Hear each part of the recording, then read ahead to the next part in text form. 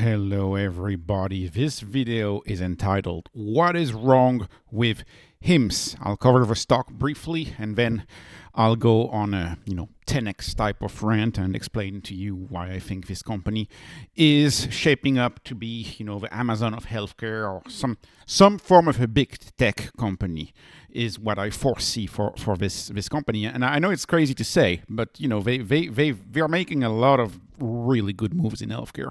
So I'll get to this in a sec. So first of all, I've said multiple times, I don't trust this market. If you're on the Patreon, and I haven't posted a lot of buys because I'm not buying, because I don't trust this market. I think there's serious issues with the liquidity. We're talking serious dysfunction in the public markets. Where is the liquidity at? I don't understand. HIMS is down 9% from last Friday, actually, 9%, for a stock which in the past, had they posted this Q3, the Q3 they posted, normally the stock would have popped 30%. Like this stock on a report like Q3 would have popped 30%. It didn't do that. It dumped and it kept dumping. It's uncanny how the drop of HIMS is the same of that of a lot of small caps right now. And HIMS House pointing out lowest volume in 10 months. There is a problem with liquidity under the hood. I don't understand. I'm a long-term investor. It doesn't really matter, but I follow day-to-day for this channel. HIMS has relentlessly been the punching bag of Mr. Market. The punching bag. This is Mr. Market. This is the HIMS punching bag, and Mr. Market is just bullying HIMS. I'm glad they announced not too long ago, November 17, they announced a $250 million share buyback. I'm very glad they did that, and I hope they're buying back a bunch of shares right now. Although it doesn't really look, I hope so. We'll see. This cannot be reasoned with. This cannot be understood. Like I said, the Q3 growth stunned everybody. They came back to growth despite, supposedly having the end of the world, end of a partnership with Novo, end of GLP-1. They came back to growth. They launched menopause. Note, LifeMD still hasn't launched in menopause. They don't move nearly as fast. They launched testosterone. They launched labs. They're launching a bunch of stuff all the time. They're reducing their marketing expense. They're reducing their expenses. EBITDA is going up as they're reducing their expenses and ramping revenue. I literally cannot fathom why the stock is down 9% in 3-4 days. Well, I guess 5 days with no news whatsoever. Nothing whatsoever. It's not even 5 days, by the way. It's in trading days. It's nothing. So in 3 days, it's crazy. It's really crazy. I don't understand it. HIMS is as cheap as frankly, I started covering this stock. It was trading at a 0.05 or 0.06, but I started covering this stock when it was just in the ED business. Right? When I covered this stock, this company was just in the ED business. They were doing a little anxiety here and there, but it was mostly an ED company, got in the stock around $6. And, then people started discovering this stock, right? And I've added along the way multiple times. But the valuation and enterprise value to gross profit to revenue growth makes no sense. It's 0.11. The market is paying nothing for that growth.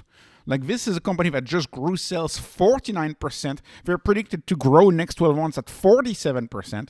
And the market has no interest in paying up for that growth. So I'll take the shares. I just need to get back some trust in the public markets. I really wish we had the announcement of Mr. Dove, the new chair. Kevin, Mr. Dove Asset. I wish we love that his last name is Asset, by the way. I pronounce it my way, but Kevin Asset, yes. Anyways, I wish we would have had that to fix the liquidity issue of the market. We also know the Fed printed a bunch of money yesterday with end of QT. They printed something like 20 billion. So I think, this is going to resume, but I still don't fully trust the market. And I don't understand the price action of a stock like HIMS. It makes absolutely no sense. So, answering the first question, is it a steal? Yes, it's absolutely a steal. And now we're going to talk about the business and the business model itself. So let me get to the business. So Why is HIMSS a big tech company in the making? Well, they have a few aspects that make it big tech. Oh, I forgot a few things. Like, first of all, is they're vertically integrated. They do their software, they do their marketing, they compound their own drugs, they own their pharmacies. They make their device, right? The Tribe device that I'll talk about in a second for blood draw. That's going to be their own device. They're going to analyze their own blood. And they're branding their drugs. They're making their drugs. They're using old compounds that are off patent to make their drugs. Or they're using personalization to compound drugs of, branded medications that are still under patent, because there's always been that carve out for personalization by the FDA. Because if a manufacturer makes 500 milligram and 1,000 milligram of a drug, maybe the customer needs 725 milligram and not a bit more. And so there is that carve out where you can customize something, compounding, but they're doing this at scale. So that's point number one. So you're disrupting a lot of big stuff. Then the 0 to 1 innovations at HIMSS are like no other. And there's a lot. Usually you have a firm that has 1 or 2 0 to 1 moves. This company has more than 1 and 2. So what is a 0 to 1 move? To understand the business model. Of course, the book 0 to 1, Peter Thiel, right? What is the 0 to 1 move? A 0 to 1 move is when you have a product that is orders of magnitude better. 10x, 100x, 1000x. It's when you have a product that people have no choice to flock to. People have no choice to go buy that product because that product is so much better than anything else, right? Best example of a 0 to 1 company is Spotify. Spotify is $10 a month and you get millions of songs. Like I think 100 million or something. So Spotify, if you go back to the Apple Music days where it was 99 cents a song, so 99 cents, you go from 99 cents a song to 100 million songs for 10. $10, 100 million songs, 99 cents one song. So Spotify, I don't know off the top of my head, but it's something like 5 orders of magnitude better. And that's why people don't buy songs anymore, right? So that's because that's 5 orders of magnitude better. So I don't know how many orders of magnitude HIMSS is better than the entire healthcare complex in the United States and in the world, by the way. But I know it's at the very least 1 order of magnitude better. So let me tell you why it's orders of magnitude better. Probably 2. It's probably 100 times better than what we have available right now, which is why I think it will take over, which is why I think that growth of 40 to 50% will continue because the product sells itself. This is why their ratings on the App Store and Google are 4.8 and 4.6. This is why they have more than 1 million downloads on the app and you get a 4.8. They have a 4.8 on the app with 1 million installs, more than 1 million downloads, and they have a 4.8, right? And sure, people single out some comments, and you always have some disappointed, but that's very impressive if you ask me. So anyways, the first innovation is bundling the cost of the doctor visit with the cost of the meds. Why is that a big business model innovation? Because if a doctor that sees you in their network of 2,000 prescribers, probably an NP, nurse practitioner, is probably going to see you, but you could get one of their MDs depending on what you go for and what you ask for. If the doctor says, no, you're no-go, you don't qualify, you show up with a BMI of 18 and you're asking for a GLP-1 and you're super healthy and you're super young and you're super skinny, the provider's not going to give you the GLP-1. Sorry. But here's the thing. If you go in the traditional sector and if that customer I guess they call it patient, that's also something that's going to change. There's nothing wrong with being a customer. If a customer goes to the local clinic, asks for a GLP-1, doctor says no, the customer still has to pay between $176 and $480. And that depends on your clinic. That depends on how they code it into the system on the back end. Essentially, best case scenario, you out $200. So you just paid $200 to a doctor for the doctor to tell you no. So you pay $200. The doctor says no. You go that with HIMSS. HIMSS tells you no. No hard feelings. You don't pay. That's a big innovation right there. Another big innovation, of course, is the routing system. You avoid ping pong. You avoid ping pong. What is ping pong? Is when the doctor bounces you around from specialist to specialist until you give up or don't get treated. Or another big classic of mom and pop doctors, which they are disrupting. What's one of the classics of pop doctors? Mom and pop doctors is you go see the doctor. It's $200. You pay $200. You see the doctor. They give you your labs. Then you have to go get the labs. To see your results and discuss your results, you have to take another appointment with a doctor. That's another $200, right? Now you'll tell me most insurance companies reimburse your yearly physical. That's true. But the follow-up that the mom and pop doctor often wants to do, that follow-up is not covered. So that's $200 right there. And this is where it gets even worse. So let's assume something a little complex. I don't know, man in his late 50s, a little overweight, issues with ED, and we don't really know what's going on. Family physician, they're like, okay, well, I think you have a prostate problem or whatever, so I'll refer you to the urologist. And the urologist says, oh, no, it's actually not that. Actually, I think you have an hormonal problem, so I'll refer you to the endocrinologist. So that's called ping pong. That's when you got an issue, they don't feel comfortable, treating you for reason X, Y, Z, or they don't know your specialty, or they don't know exactly what you got. Well, they send you from patient to patient to patient. That is, this journey right here is 200, 400, 400. So you're out $1,000, right? And you could go for HIMSS for an ED prescription, and they refer you right away to the right person, and it's going to be $50 a month. So keep in mind the traditional system. You didn't even get you didn't even get the med. You didn't even get what you need. This is just to get somebody to figure out what you got. So avoiding ping pong saves a lot of money and a lot of time. So that's 0 to 1. If you only value money, that may be 10x better. If you value money and time, that may actually be 100x better. If this is the difference between getting treated and not getting treated at all, this may actually be 1,000 times better. You save money, you save time, and you actually get treated. So that's the suck on 0 to 1 innovation. Third 0 to 1 innovation, the use of AI recommender systems based on 2 million patients. So the CEO of HIMSS has explained this many times in the calls. I have never missed a call. I have never missed an interview of Andrew Dudum. Never missed it. He explains, you go for anxiety. There's about 4 medications out there for anxieties. Like there's SSRIs, SNRIs. There's 4 medications. Typically, you go to the doctor. Typically, they prescribe you one, and they see if it works. They have a follow-up 3 months later, and if it doesn't work, they change your dose, or they change the medication that you're on, and then they see that it works or not. And they can play with something like 16 to 32 combinations based on dosage and the type of medication. That's the traditional way. How does, of course, HIMSS do it? Let's say you go for HIMSS and you have anxiety, you want to get your anxiety addressed.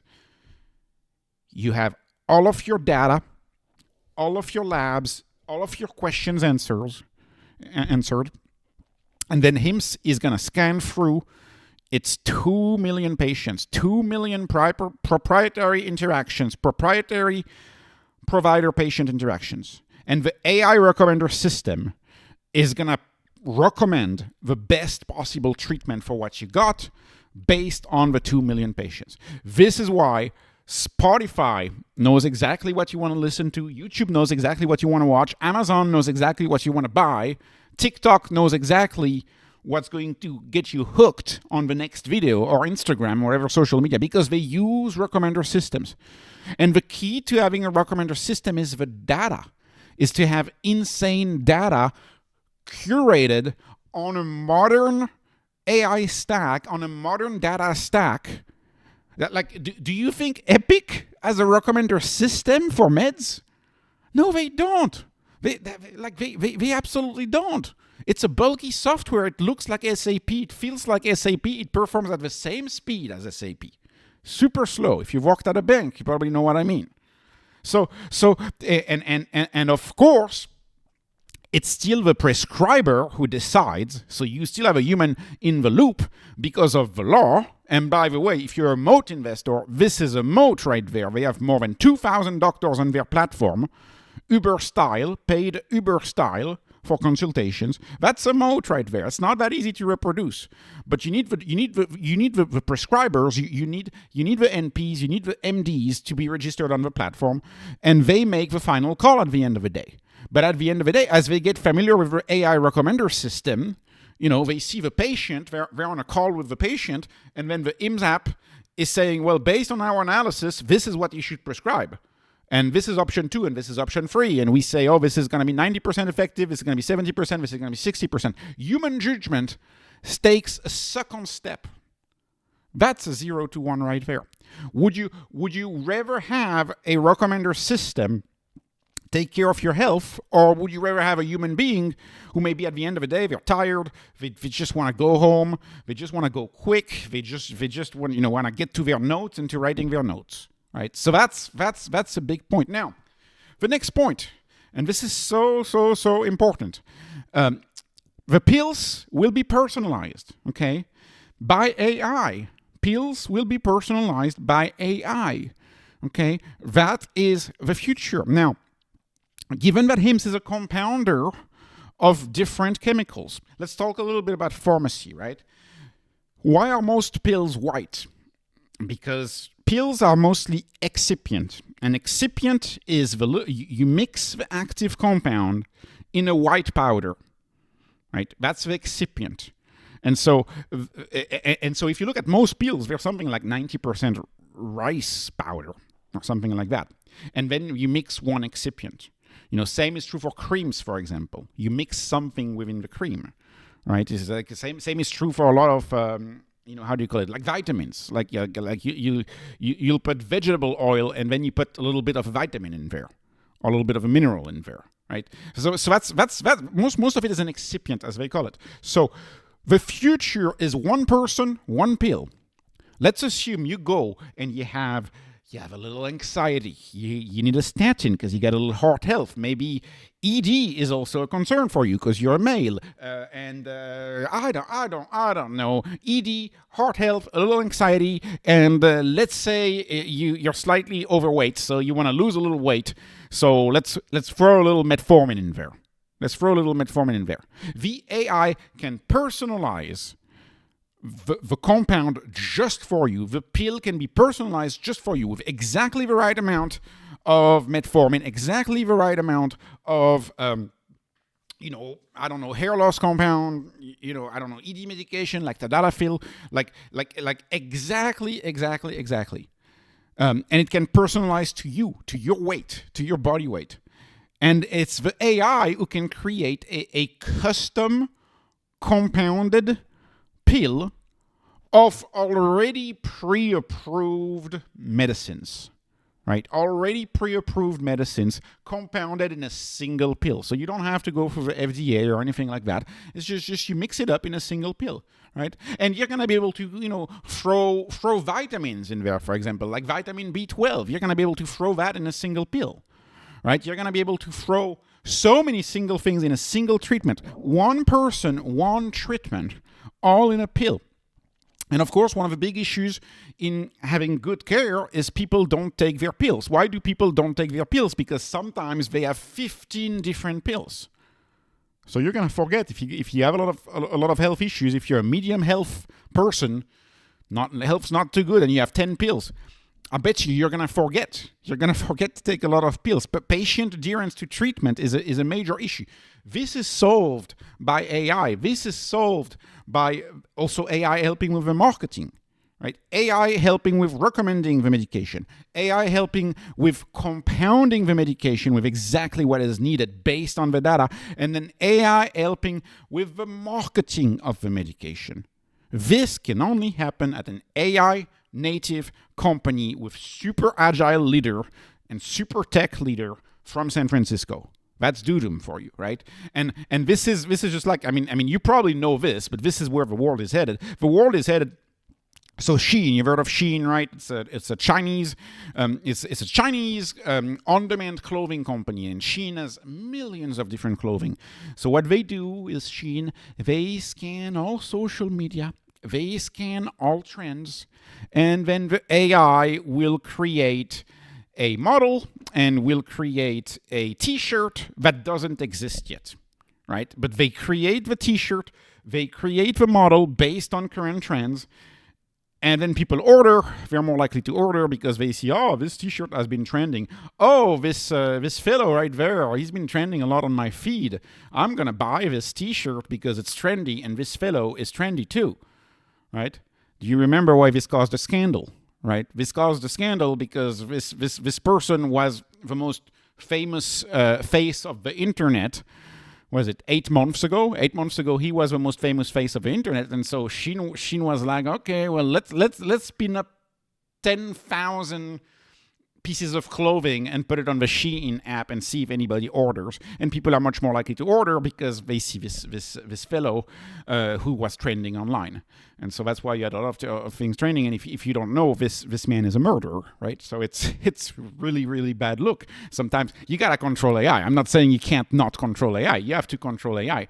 But AI has an ability to know exactly what you need. If you apply AI to sell stuff, you're going to get a successful business. If you apply AI to cure issues, you're going to get a successful business. If AI is used to recommend you the exact drug that you need for your problem, people are going to keep coming back. And traditional medicine, I don't think, is going to be able to keep up with AI recommended treatment. Think about peptides. What if you throw peptides in there? Anyways, it's insane. So to me, this has an enormous big tech field. Network of subscribers. I've talked about that. That's a moat. That's not a 0 to 1. A 0 to 1 innovation is not something like, oh, I have a network. No, having a network is a moat. You have a network of prescribers. That's a moat. Okay, ability to move fast due to no insurance. That's also not a 0 to 1 move, but that's what we call dynamic capabilities. It's still a big deal in business. If you're able to move very fast in business, you're going to win. You're going to grow revenue super fast because you can move fast. And with the time I've spent analyzing LifeMD and HIMSS, I like HIMSS more and more and LifeMD less and less because LifeMD keeps wanting to go the insurance route. And you know why? You know what? The reason why menopause probably was not released at LifeMD just yet is because they have to figure out insurance and how insurance is going to cover it, or how their back-end system is going to be able to integrate insurance with that. HIMSS does entirely away with insurance, and because of that, they can move very, very fast. Like it's the same as Michael Saylor selling a preferred, buying the Bitcoin right away, versus say, oh, you want to get in the casino industry? You want to get in let's talk about the casino industry. Apparently, there's a new casino being opened in New York City. It's going to take them 5 years to build it. 5 years to build it. So the velocity of the money, if it takes you 5 years to invest the billion, spit out the casino, and then earn your first dollar, that's really, really bad. The velocity of the money in healthcare is, 6 weeks roughly to get a reimbursement. 6 to 8 weeks to get a reimbursement. And if you don't get reimbursement, you have a classic delay, deny, depose. The doctor says I need 35 chemo sessions. You only approve 27 chemo sessions. I want 35. And then you have to go back and forth with insurance, and they take forever, right? And then they deny you. And then you want to go to court. Well, great. They're going to have you stand in front of their attorney for like 5 hours answering silly questions. Because the insurance business tries to not pay, right? And that's a lesser problem. The bigger problem is that it's so slow. So for a growth company, you want to move fast. You can only move fast if you do it outside of insurance. This is what HIMSS understood. This is what a lot of people in that space have not understood, including Amazon. Amazon has not understood that. Amazon is trying to get you to put your insurance when you buy meds. Whenever people say, oh, Amazon's going to disrupt HIMSS, well, Amazon takes your insurance. Therefore, they can't move as fast. They don't have transparent pricing. Oh, this is another thing I could have put in a zero to one innovation. Transparent pricing. Price anxiety is a big issue in healthcare. A lot of people don't want to get treated because they have price anxiety. They don't know clearly how much it's going to cost. You don't have price anxiety with HIMSS. You know exactly that. So that's another, 0 to 1 innovation often. Anyways, let me finish. Labs rolled out. They just rolled out the labs right now. They're doing it with a lab partner, who has physical stores. But in the future, they will be doing it with Tribe, the Tribe acquisition, which is a Lancet. Which a Lancet is a little device that you put on your arm, and you click on the button, and there's a few drops of blood that fall into a vial, and then you ship it back. So they're going to be vertically integrated for labs. Right, LabCorp's going to lose that business. Like this is very similar to Netflix renting Game of Thrones and Big Bang Theory to Time Warner back in 2015, because Time Warner doesn't take them seriously. Time Warner doesn't think that Netflix is ever going to disrupt HBO. HBO is the best forever. Netflix never going to be a threat to HBO. So Netflix gets a bunch of shows that HBO doesn't really care about, doesn't really want to monetize. They're like, okay, yeah, give me $100 million, but you don't realize that you've just signed your death as a company, right? Like, I mean, if I was one of these labs companies, I would say absolutely not. You can't use my labs. There's no way. Because they don't see that lab is going to zero. The cost of labs is going to zero. It's all computers doing it anyways. And to me, it's so obvious that you would just do it at home. Like, it's so obvious, especially with the peptide mega trend and people being more comfortable with peptide stuff and GLP-1s as well, like injections and stuff. And it's probably less painful. Oh, and you probably don't need a skilled phlebotomist, right? You don't need to pay a salary to a skilled phlebotomist. No, you just have a device that you just stick to your arm. They click a button. It's just a little drop, and then you're good. And of course, what's coming for HIMSS, and I'll conclude with this, is wearables. This is the integration of wearables. So I don't really know how they're going to do that. Is it going to be just an API and you can connect your Apple Watch, you can connect your Oura Ring, you can connect your phone for your steps, etc. for an API? Or is HIMSS just going to release their own wearable, or are they gonna buy a wearable company that's like to me? I think they're gonna do it for APIs. I mean, to me that would be logical. Like, do it for an API, connect to some app that already exists, connect to all of the Apple stuff, for example, collect the data, bring the data in your ecosystem, have your AI analyze that data. That's how I would do it. But that's another big avenue for growth for HIMSS.